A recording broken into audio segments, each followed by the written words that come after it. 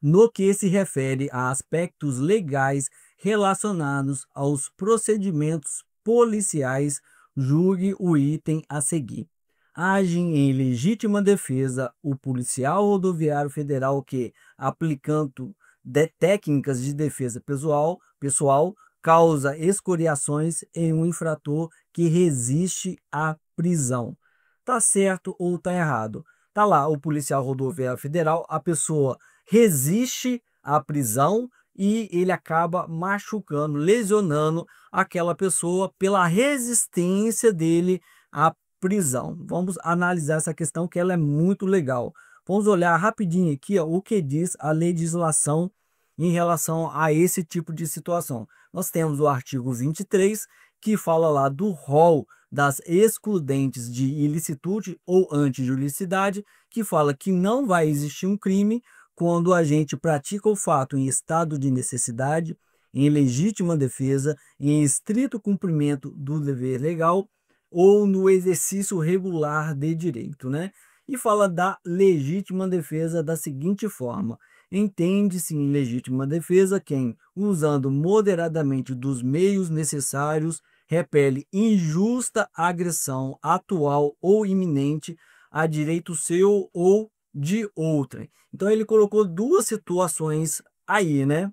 Ele falou do policial rodoviário federal, ele está usando técnicas, né, ali de imobilização, né, para colocar a pessoa ali para levar até a delegacia, só que ele resiste à prisão e acaba machucando. A primeira coisa, assim, existe um costume muito normal no examinador, né, das bancas, que ele quer confundir muitas vezes a questão do estrito cumprimento do dever legal e da legítima defesa. Olha, aqui ele está falando de legítima defesa. O que existe em uma legítima defesa? Uma injusta agressão. Se houver uma agressão por parte de alguém em relação a um policial, se fala ali de legítima defesa. Agora, quando a pessoa não está lesionando, não está assim agredindo o policial, ameaçando a vida, a integridade física do policial, nós estamos falando do exercício regular de direito, porque a legítima defesa, você está diante de uma injusta agressão. O estrito cumprimento do dever legal, você está diante aí, na verdade, de uma obrigação que o funcionário público tem e naquilo de cumprir a sua obrigação, o seu dever legal, ele acaba cometendo alguns crimes. Por exemplo, o policial que pega alguém que resiste à prisão para colocar, para privar ele da sua liberdade de ir e vir, ele está cometendo, em tese, um crime. Mas se ele está amparado por uma legislação que, na verdade, obriga ele a fazer ter aquela atitude, ele está simplesmente no estrito cumprimento do dever legal. O exemplo mais conhecido aí pela doutrina é em relação ao oficial de justiça que entra na casa de alguém para retirar o bem daquela pessoa, para penhorar aquele bem. Em tese, a esse oficial de justiça, ele comete o crime de furto, né? Ele pega aquele bem e leva para o departamento. Teoricamente, isso seria o furto, você se apropriar de um bem de outra pessoa, mas ele está ali no estrito cumprimento do dever legal. Ele está fazendo exatamente o que ele recebe o salário para fazer, né? Então, ele não pode ser aí penalizado por estar cumprindo um dever legal, né? Do próprio órgão ali.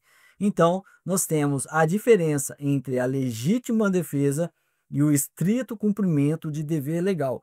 Na legítima defesa, o que você deve memorizar, entender mais efetivamente é a questão da injusta agressão. Deve haver a injusta agressão. Mas nós temos também o que a doutrina fala sobre isso, né?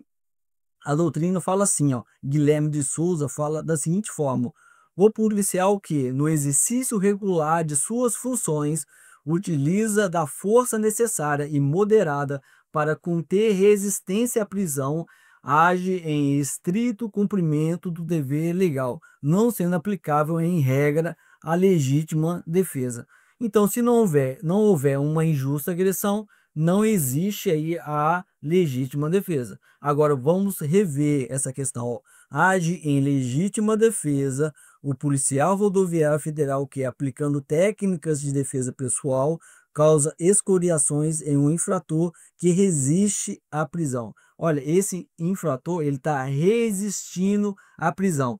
Ele não está agredindo de forma injusta a esse policial rodoviário federal, né? Então não é legítima defesa, então tá errado. É estrito cumprimento do dever legal. Tá errado aqui.